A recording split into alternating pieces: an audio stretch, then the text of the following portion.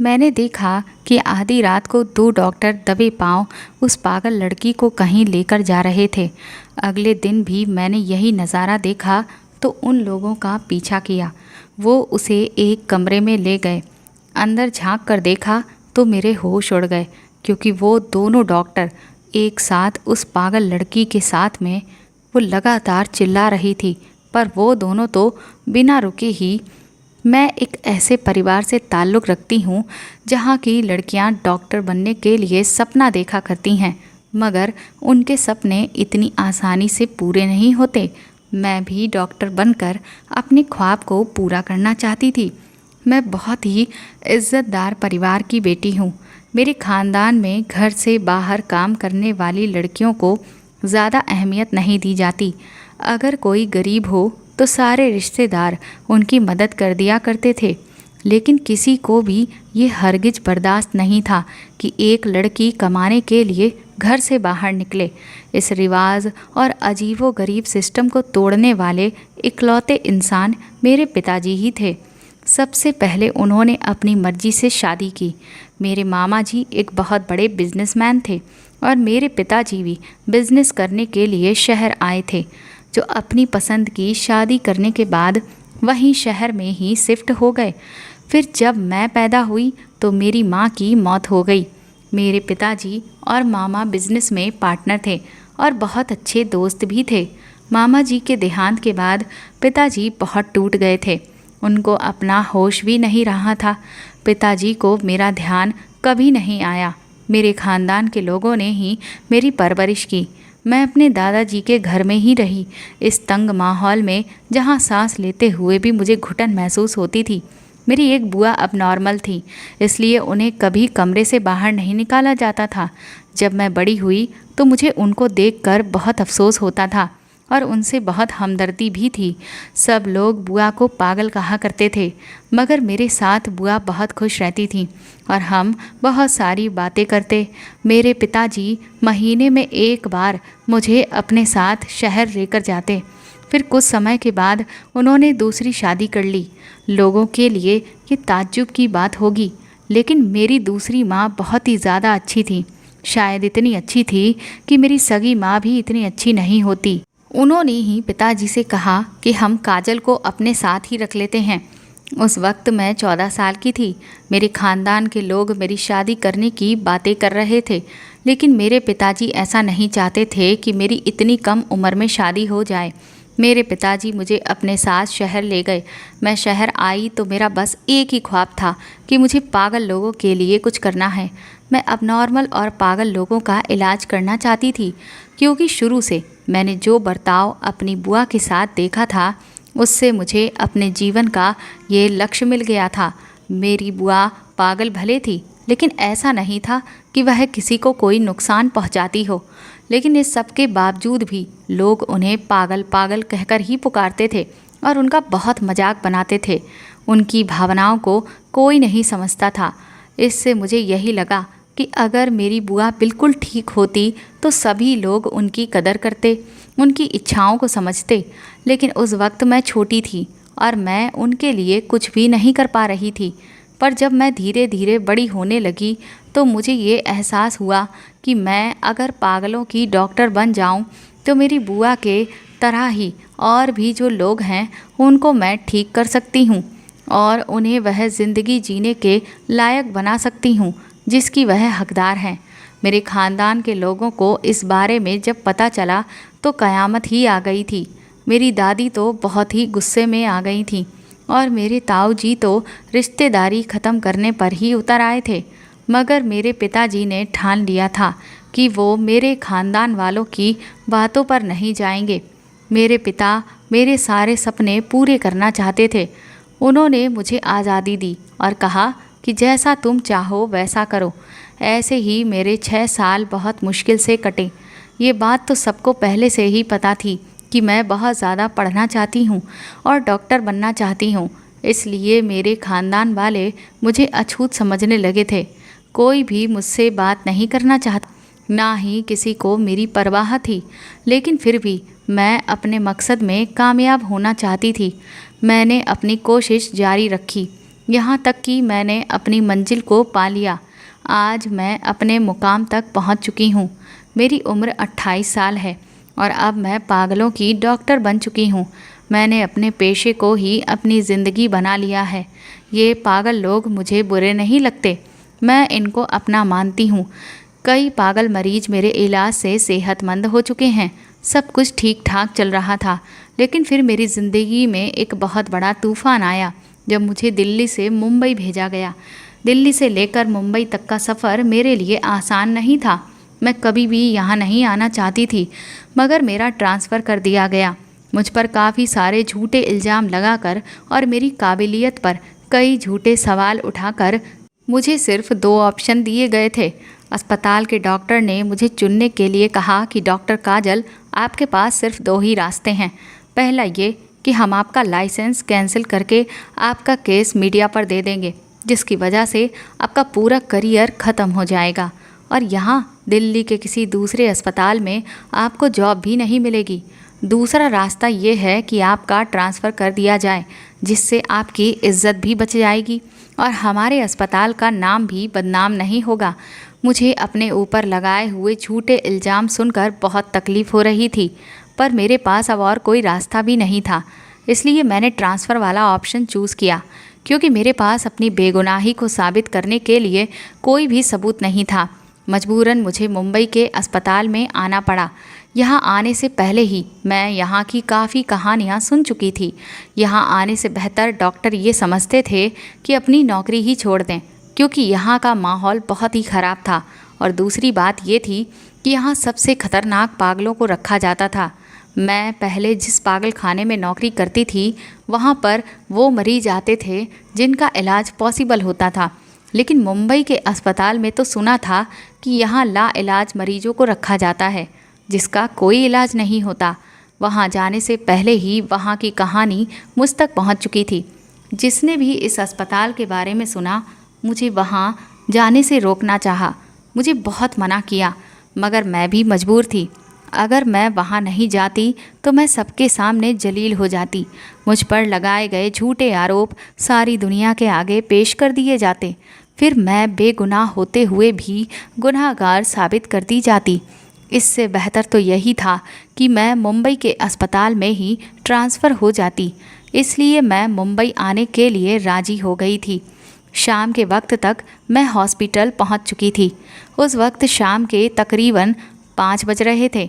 यहाँ का माहौल तो मैंने आते ही देख लिया था।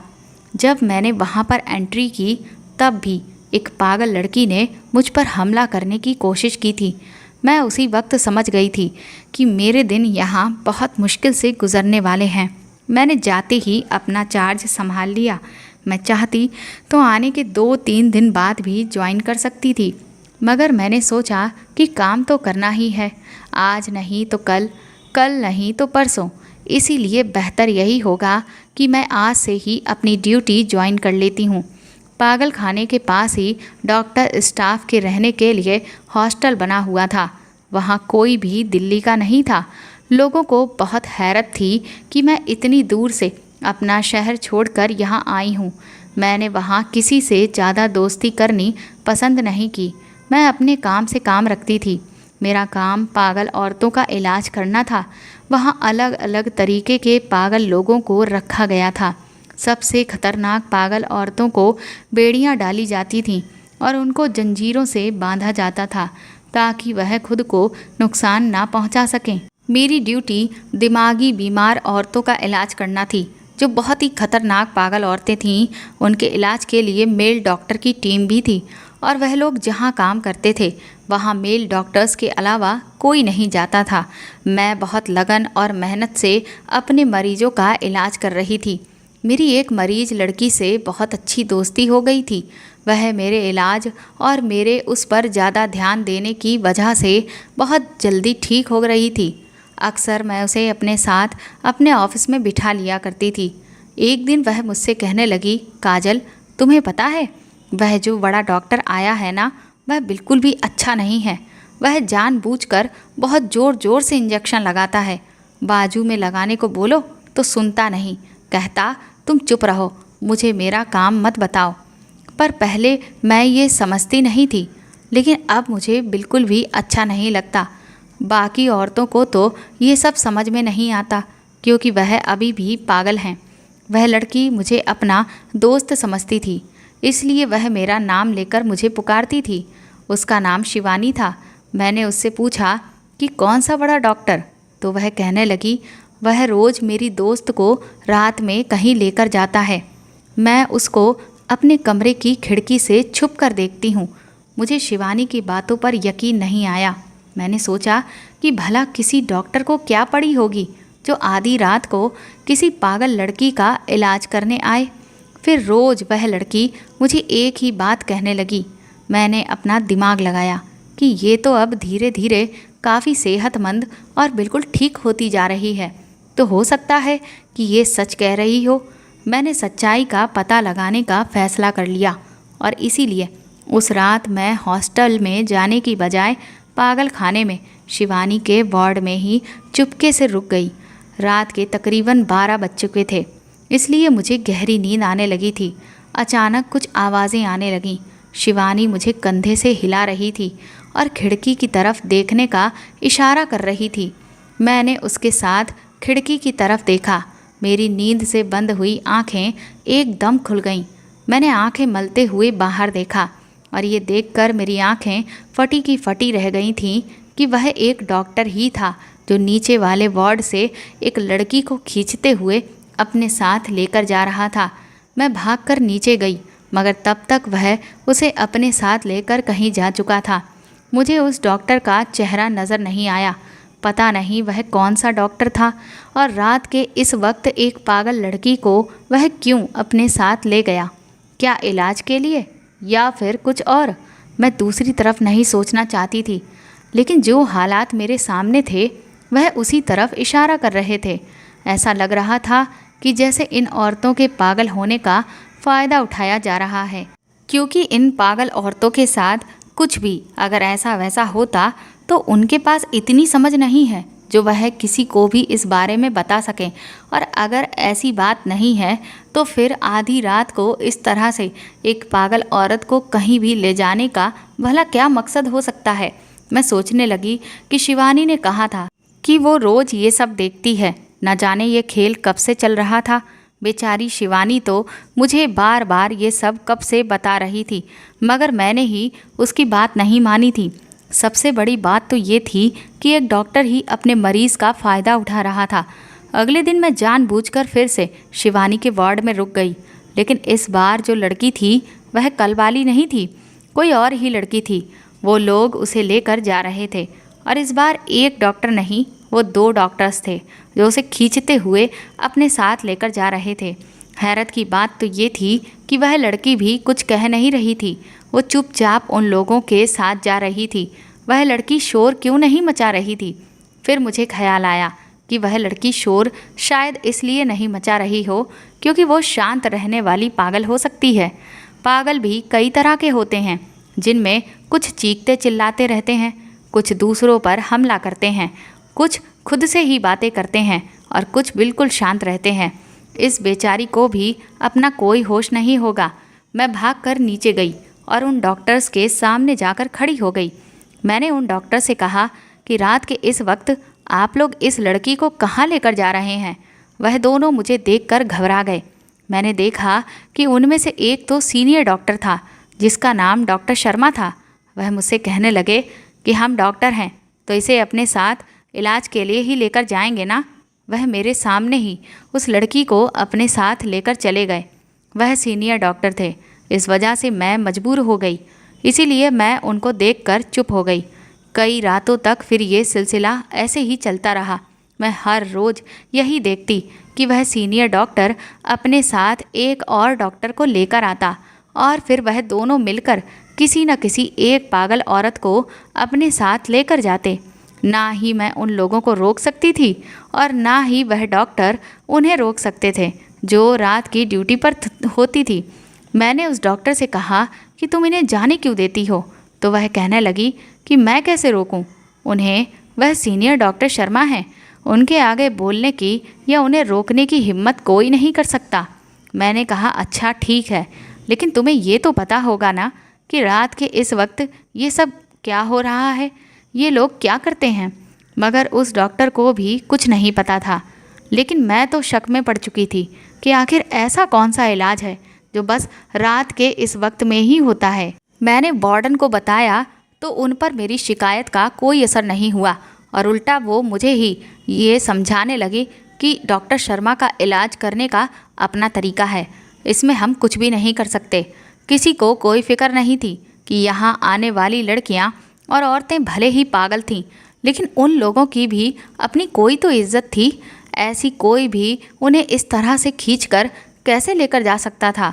मुझे ये सब कुछ सोच सोच कर बहुत ज़्यादा बुरा लग रहा था। मेरा दिल बार बार मुझे ये कह रहा था कि मुझे इन लड़कियों के लिए कुछ तो करना चाहिए। फिर मैंने हॉस्पिटल की हाई अथॉरिटीज़ को एक एप्लीकेशन लिखी कि मेरी ड्यूटी इस वार्ड में ही लगा दी जाए, लेकिन उस पर से भी इनकार हो गया। मुझे कारण ये दिया गया कि वह बहुत खतरनाक पागल औरतों का वार्ड है और आप वहाँ पर हैंडल नहीं कर सकती हैं। अब मैं मायूस हो गई थी। मेरे लिए हर तरफ से रास्ता बंद हो चुका था। ना जाने ऐसा कौन सा राज था और वह डॉक्टर क्या करते थे। कोई भी मेरी बात सुनने और समझने को तैयार ही नहीं था। मैंने फैसला किया कि जिन लड़कियों को मैंने उस डॉक्टर को ले जाते हुए देखा है, क्यों ना उन लड़कियों का टेस्ट किया जाए, क्योंकि वह लड़कियां तो खुद कुछ बताने के काबिल नहीं थीं।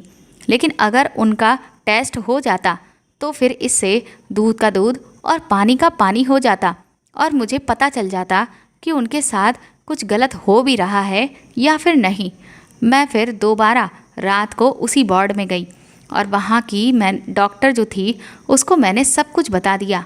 वो डॉक्टर कहने लगी कि तुम उन बड़े लोगों से इन पागल लड़कियों की खातिर क्यों पंगा मोल ले रही हो। मैंने कहा कि मैं पागलों की डॉक्टर हूँ तो फिर मैं उन्हीं के बारे में सोचूंगी ना। फिर मैंने लड़कियों का टेस्ट करने के लिए उनको अपने रूम में बुलाया। उन लड़कियों की हालत मुझे ख़राब लग रही थी। वो ठीक से चल भी नहीं पा रही थी, जिसकी वजह से मेरा शक और भी ज़्यादा इस तरफ इशारा करने लगा, जो बात अभी तक मेरे मन में बार बार आ रही थी। मैंने सोचा कि मैं इनकी अच्छे से जांच पड़ताल करती हूँ और फिर मैंने जैसे ही उनके निचले हिस्से के कपड़े को हटाया तो मेरे पैरों तले से ज़मीन निकल गई, क्योंकि उस लड़की के साथ तो मैंने उसके कपड़ों पर खून के धब्बे देखे। ये सब देखकर मेरा तो सर चकराने लगा था। मुझे समझ नहीं आ रहा था कि आखिर ये सब वह लोग क्यों कर रहे हैं। मैंने तुरंत ही इससे पहले और जो दूसरी लड़कियों को डॉक्टर शर्मा अपने साथ लेकर गए थे उन्हें भी बुला लिया और जब उन सारी लड़कियों की जांच पड़ताल मैंने की तो वह स्थिति मुझे उनकी भी देखने को मिली जो बाकी लड़कियों की थी। मैं ये सब देखकर बुरी तरह से चौंक गई थी। आखिर डॉक्टर शर्मा ये किस किस्म का इलाज कर रहे हैं। मैंने तुरंत ही उन सभी लड़कियों के टेस्ट के नमूने लिए और उनको लैब में जांच के लिए भेज दिया। अगले दिन मुझे रिपोर्ट मिलने वाली थी और जब मैं रिपोर्ट लेने के लिए लैब में पहुंची तो मेरे पैरों तले से ज़मीन निकल गई थी, क्योंकि वह सारी रिपोर्ट्स जल चुकी थीं, जिसका कारण ये बताया गया कि जिस जगह पर रिपोर्ट्स को रखा गया था वहाँ शॉर्ट सर्किट की वजह से आग लग गई थी और इसीलिए काफ़ी सारे कागज़ जल गए, जिसमें वह रिपोर्ट्स भी जल गईं। मैं अच्छे से जानती थी कि ये सब कुछ जानबूझकर किया गया है। इसका मतलब ये साफ था कि डॉक्टर शर्मा को इस बात का पता चल गया था कि उन लड़कियों के टेस्ट के नमूने भेजे गए हैं। मुझे यकीन हो गया था कि डॉक्टर शर्मा के साथ और भी बहुत सारे लोग इस सब में मिले हुए हैं, लेकिन सवाल अभी भी वहीं का वही था कि आखिर उन लड़कियों के साथ क्या हो रहा था। जो मुझे दिखाई दे रहा था क्या वही हो रहा था। लेकिन इस सब को साबित करने के लिए मुझे इन रिपोर्ट्स की सख्त ज़रूरत थी, लेकिन वह तो ख़त्म हो गई थी। मैं तो चकरा कर के ही रह गई थी। आखिर डॉक्टर शर्मा और उनकी टीम उन मासूम लड़कियों के साथ कैसा जुल्म कर रहे थे। मैंने सोचा कि मैं उन लड़कियों की हालत के बारे में अस्पताल के और जो सीनियर्स हैं उनके पास जाकर डॉक्टर शर्मा की सारी सच्चाई बताती हूँ कि वह इन बेचारी लड़कियों के साथ कितना बड़ा जुल्म कर रहे हैं। मैं पूरे जोश और उम्मीद के साथ वहाँ से निकल गई, लेकिन फिर आधे रास्ते में ही मैं रुक गई और मुझे ये ख्याल आया कि अगर उन्होंने मेरी बात पर यकीन करने से इनकार कर दिया और मुझसे सबूत मांग लिया, तब मैं क्या करूँगी। इसलिए मुझे सबसे पहले यही मालूम करना होगा कि आखिर इन सब लड़कियों के साथ क्या हो रहा है और उसके पीछे डॉक्टर शर्मा का क्या मकसद है। ये सब सोच के मैं चुप रह गई। अब मुझे कुछ भी करके इस सब के बारे में मालूम करना था। मुझे ये साफ महसूस हो रहा था कि इस अस्पताल का हद से ज़्यादा स्टाफ इस सब के बारे में ज़रूर जानता है। ऐसा मुझे इसलिए लग रहा था क्योंकि जब टेस्ट की रिपोर्ट्स को इस तरह से ख़त्म किया गया तो उससे ये साफ जाहिर था कि सभी लोग मुझे रोकने की बहुत कोशिश कर रहे थे ताकि मैं किसी भी तरह से इस मामले से दूर रहूं। बल्कि कुछ लोग तो मुझे सामने से आकर समझाने की कोशिश भी कर रहे थे कि वह बड़े डॉक्टर हैं और यहाँ काफ़ी सालों से काम कर रहे हैं। उन लोगों से टक्कर लेने का मतलब है कि इस अस्पताल से अपनी नौकरी से हाथ धो लेना। कई लोग तो इसी सब की वजह से अपना मुंह खोलने के लिए तैयार ही नहीं थे। मैं अब ये तो समझ चुकी थी कि मुझे जो भी करना है वो अब खुद ही करना होगा। अगले दिन अस्पताल में एक नई लड़की को लाया गया और उस लड़की को देखकर मेरे होश उड़ गए क्योंकि उस लड़की को मैं जानती थी और बहुत ही अच्छे से जानती थी। उस लड़की को देखकर मुझे मेरे अतीत का सब कुछ याद आने लगा। वह लड़की एक न्यूज़ रिपोर्टर थी जो पहले मेरा इंटरव्यू ले चुकी थी। उस लड़की को मैं अपनी कहानी सुना चुकी थी। ये उस वक्त की बात है जब मैं दिल्ली के अस्पताल में काम कर रही थी। उस रिपोर्टर लड़की के जाने के बाद मैंने अपने आज के काम का जायज़ा लिया। मुझे राउंड पर भी जाना था। मैं जैसे ही अपने कमरे से बाहर निकली तो वही रिपोर्टर मुझे सामने से आती हुई दिखाई दी। फिर वो मुझसे कहने लगी कि मुझे आपसे कुछ ज़रूरी बात करनी है। मैंने कहा हाँ बोलो, क्या बात है। उसने पीछे मुड़कर देखा और कहने लगी यहाँ नहीं और कहीं बात करते हैं, या एक काम करिए आप मुझे अपना फ़ोन नंबर दे दीजिए, मैं आपसे फ़ोन पर बात कर लूँगी। उसका अंदाज़ देखकर मैं कुछ चौंक सी गई थी और उसे अपना फ़ोन नंबर मैंने दे दिया। वह लड़की मुझे थैंक यू कहकर भाग गई। मुझे अभी दिल्ली के अस्पताल में आए ज़्यादा दिन नहीं हुए थे और मेरी लगन और काबिलियत के बिना पर जल्द ही मुझे अस्पताल का इंचार्ज भी बना दिया गया था। मैं काफ़ी दिनों से इस बात को नोट कर रही थी कि इस अस्पताल में कुछ तो गलत ज़रूर हो रहा है और मेरा शक मुझे बार बार इशारे दे रहा था कि मेरे खिलाफ कुछ खिचड़ी पक रही है। जब कोई ऊंचे दर्जे पर पहुंच जाए तब उसे नीचे खींचने वाले हाथों की भी कमी नहीं होती। मुंह पर तो सब मेरे थे मगर पीठ पीछे कुछ और ही हो रहा था। लेकिन मैं कुछ नहीं कर सकती थी। मैं नहीं जानती थी कि मेरे खिलाफ क्या साजिश रची जा रही है। होश तो मुझे तब आया जब पानी सर से ऊपर हो गया। मेरे खिलाफ संगीन करप्शन के इल्ज़ाम लगाए गए क्योंकि अस्पताल की सारी जिम्मेदारी मुझ पर थी। इसीलिए मुझे बहुत सोच समझकर फंसाया गया था। कुछ दिनों पहले ही अस्पताल की तरफ से अनाथ आश्रम के बच्चों के लिए डोनेशन किया गया था और इस पर मेरे सिग्नेचर थे। मुझे खुद ही मेल करके ये कहा गया था कि मैं इतनी रकम डोनेट करूं, लेकिन बाद में पता चला कि वह तो एक फेक अकाउंट था जिससे मेल आया था और इस सारे वाक्य को मिर्च मसाला लगाकर इस रिपोर्टर लड़की ने पेश किया था। मुझे उससे ये उम्मीद नहीं थी। कहाँ तो वह लड़की मेरा पर्सनल इंटरव्यू लेने आई थी और अब उसने मेरे बारे में टीवी पर ना जाने कैसी कैसी न्यूज़ ब्रेक कर दी थी। इस लड़की ने दिल्ली में भी मुझे फंसाने की कोशिश की थी जिसकी वजह से मेरा मुंबई में ट्रांसफ़र हुआ था। ये लड़की यहाँ भी मेरे साथ क्या ऐसा ही करने आई थी? मैं अपनी बर्बादी का जिम्मेदार उस लड़की को ही ठहराती थी। उसी लड़की की वजह से तो मैं यहाँ पर आई थी। ये लड़की यहाँ क्या कर रही थी और उसको कौन यहाँ एडमिट करवा कर चला गया था? क्या ये सच में पागल थी? 3 महीने पहले की ही बात थी जब ये लड़की मेरा इंटरव्यू लेने आई थी। लेकिन उस वक्त तो ये लड़की बिल्कुल ठीक थी और मेरे खिलाफ साजिश करने वाले लोगों का साथ भी दे रही थी। मगर अब बीमार होकर वह लड़की यहाँ अस्पताल में एडमिट थी। मैं उसके पास गई तो वह मुझे खोई खोई नज़र से देख रही थी, जैसे मुझे पहचानने की कोशिश कर रही हो। मैंने ध्यान से उस लड़की की तरफ देखा। उसके शरीर पर चोटों के काफ़ी निशान थे। ऐसा लग रहा था जैसे उस लड़की को करंट दिया गया है। उसकी वजह से उसकी ऐसी हालत खराब हो गई थी। जो भी था, मगर इस लड़की ने मेरे साथ बहुत बुरा किया था, मगर बदला लेने के लिए मैं उसके साथ बुरा नहीं कर सकती थी। मैंने उसका इलाज करना शुरू कर दिया और साथ ही साथ मैं इस कोशिश में लगी हुई थी कि डॉक्टर शर्मा के राज तक भी पहुंच जाऊं, मगर अभी तक मुझे कोई कामयाबी नहीं मिल पा रही थी। वह बहुत चालाक इंसान था। मेल वार्ड में फीमेल डॉक्टर का जाना मना था, क्योंकि वहाँ मर्द डॉक्टर ही काफ़ी होते थे। मैंने बहुत बार देखा था कि वह लड़कियों को मर्दों वाली साइड पर ले जाते थे। मैं इंतज़ार में थी कि अब कब वह अगला शिकार करेंगे, लेकिन अब डॉक्टर शर्मा को मुझ पर शक हो चुका था कि मैं उनकी जासूसी कर रही हूँ। डॉक्टर शर्मा मेरे पास आए। उन्होंने मुझसे कहा कि मैं अपने काम से काम रखूं। अगर मैंने इधर उधर ताका झाकी करने की कोशिश की तो मेरे साथ फिर अच्छा नहीं होगा। डॉक्टर शर्मा के जाने के बाद मैं काफ़ी देर तक अपनी सांसों को काबू में करती रही थी, लेकिन मैं उनको जवाब देना चाहती थी, मगर मेरी आवाज़ मेरे हलक में से बाहर ही नहीं निकली। इस वक्त मुझे खुद पर बहुत ज़्यादा गुस्सा आया कि मुझे उनके सामने इतना कमज़ोर नहीं बनना चाहिए था। मैंने देखा कि वह न्यूज़ रिपोर्टर रूबी बहुत बुरी तरह से डरी हुई थी। मैंने उससे पूछा कि क्या हुआ, तो वह कहने लगी, वह गंदा आदमी है जो पता नहीं अब कहाँ चला गया। वह डॉक्टर शर्मा की बात कर रही थी। मैंने उसे दोपहर की गोली खुद अपने हाथों से खिलाई।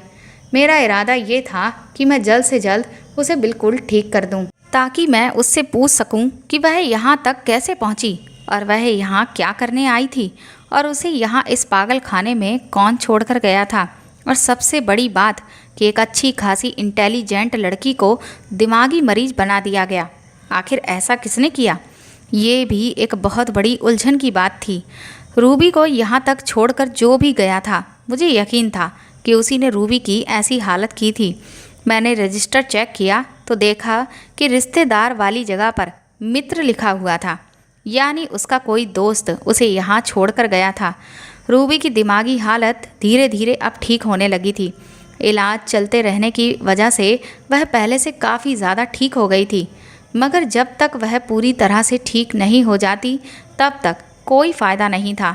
मैंने पूरे महीने रूबी पर खूब मेहनत की और आज वह दिन भी आ चुका था जिस दिन रूबी पूरी तरह से ठीक हो गई।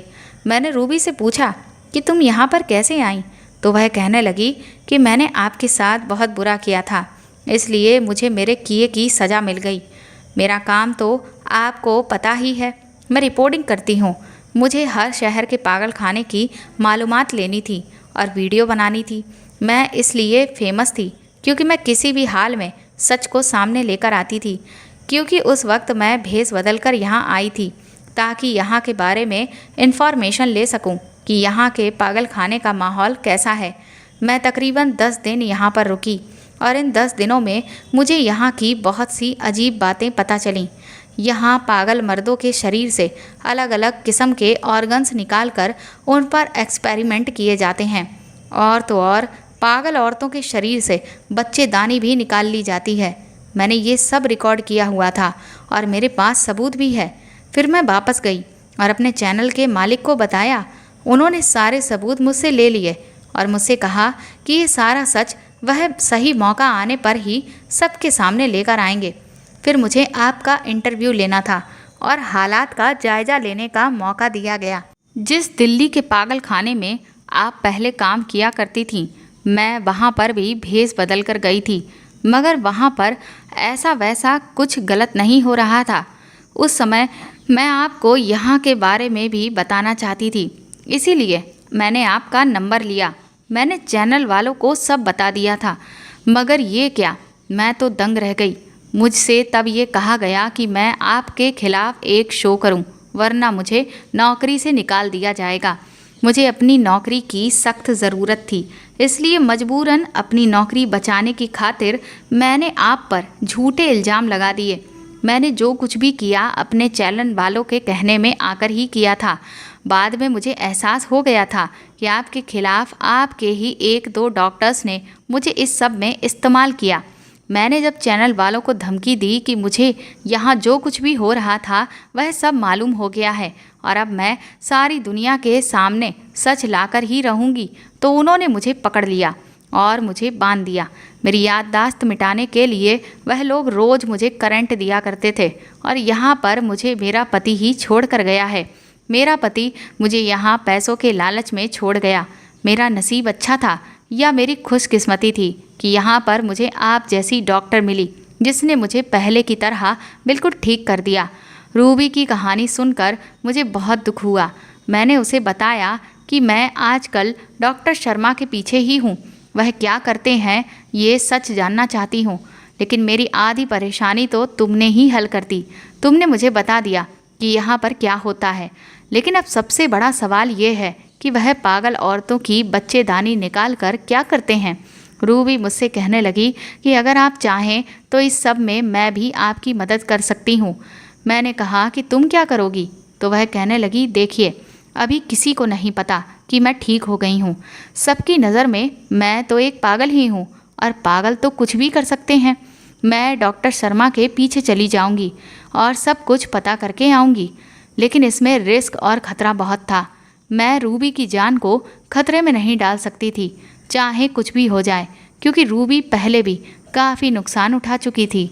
इसीलिए अब मैं ऐसा कुछ करना चाहती थी कि जिससे रूबी की जान को नुकसान भी ना हो।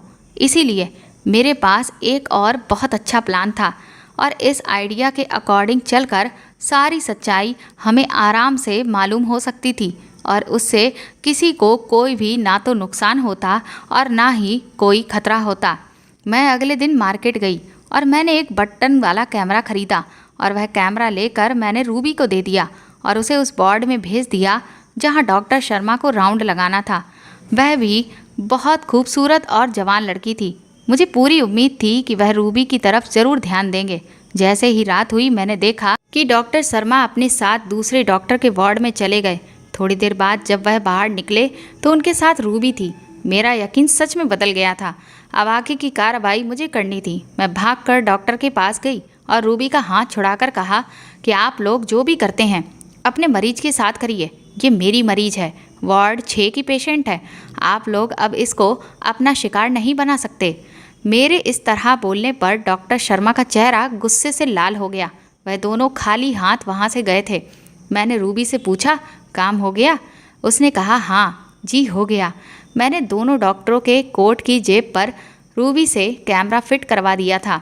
मैंने रूबी को शाबाशी दी और हम दोनों फिर मेरे ऑफिस में आकर बैठ गए और मोबाइल पर लाइव वीडियो देखने लगे कि अब डॉक्टर शर्मा क्या कर रहे हैं। डॉक्टर शर्मा ने अपने स्पेशल रूम में जाते ही झटके से टेबल पर हाथ मारा और दूसरे डॉक्टर से कहा कि वह डॉक्टर इतने दिनों से हमारा रास्ता रोक रही है, उसका कुछ तो करना ही होगा। इससे पहले कि वह हमारी असलियत तक पहुँचे, हमें उसको अपने रास्ते से हटाना होगा। मैं अपने बारे में ये प्लानिंग सुनकर हंस पड़ी। अभी उनको मेरे बारे में पता नहीं था। उसी वक्त एक और डॉक्टर कमरे में आए। उसके साथ एक बेहोश लड़की थी जिसे उन्होंने टेबल पर लिटा दिया। आज शायद वह इस बेचारी की बच्चेदानी निकालने वाले थे।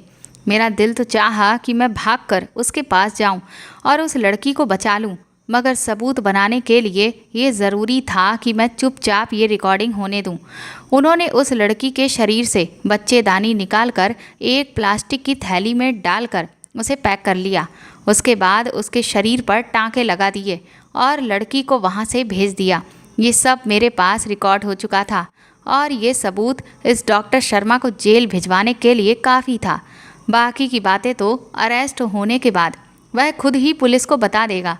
मैंने अगले दिन सारे सबूत पुलिस को देने की बजाय सोशल मीडिया पर अपलोड कर दिए, क्योंकि पुलिस के पास जाने से पहले मेरे दिमाग में ये ख्याल आ गया था कि अगर पुलिस भी इन लोगों के साथ में मिली हुई होगी फिर, और उन लोगों ने भी मेरे ये सारे सबूत अगर जाया कर दिए तो फिर क्या होगा। इसीलिए मैंने सोशल मीडिया पर सारे सबूत डाल दिए और बस फिर तो एक तूफ़ान सा आ गया था। पुलिस पर दबाव बढ़ने लगा था और आखिरकार पुलिस को इन सब डॉक्टर्स को गिरफ्तार करना ही पड़ा। डॉक्टर शर्मा ने पुलिस को जो बयान दिए थे वो सबको हिला देने के लिए काफ़ी थे।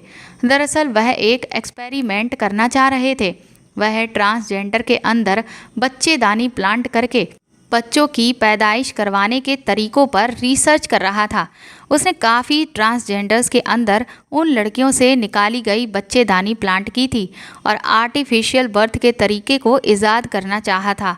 उसके अलावा जो औरत बांझ होती है या किसी भी वजह से अपनी बच्चेदानी को खो देती थी, ये उन औरतों से भारी रकम लेकर ऑपरेशन करके उनके शरीर में बच्चेदानी प्लांट कर देते थे। अभी इन सब चीज़ों पर रिसर्च चल ही रही थी कि वह सब मेरी नज़रों में आ गए। मैं उनके पीछे पड़ गई और सारी कहानी जानने की खातिर उनको ट्रैक किया। इसके अलावा रूबी ने जो सबूत कुछ महीने पहले इकट्ठे किए थे उसने वह भी सोशल मीडिया पर डाल दिए। साथ ही अपने चैनल वालों पर भी मुकदमा कर दिया। उन डॉक्टर्स को अदालत में पेश किया गया और सबूतों के बिना पर उसका लाइसेंस कैंसिल कर दिया गया। रूबी ने अदालत में गवाही देकर ये भी बता दिया कि उसने अपने चैनल वालों के दबाव में आकर मुझ पर झूठे इल्ज़ाम लगाए थे। मेरी सच्चाई पता चलने पर दिल्ली में मुझे दोबारा अपना चार्ज संभालने का ऑफ़र दिया गया, मगर अब मैं यहीं रहना चाहती थी क्योंकि अब मैं यहाँ का माहौल ख़राब होने नहीं दे सकती थी और माहौल को ठीक रखने के लिए यहाँ मुझ जैसी डॉक्टर की काफ़ी ज़रूरत थी। मैं यहाँ पर काफ़ी लगन और मेहनत से काम करती हूँ। ज़्यादा से ज़्यादा पागलों को ठीक करने की कोशिश करती हूँ ताकि वह भी हम लोगों के जैसी ज़िंदगी जी सकें।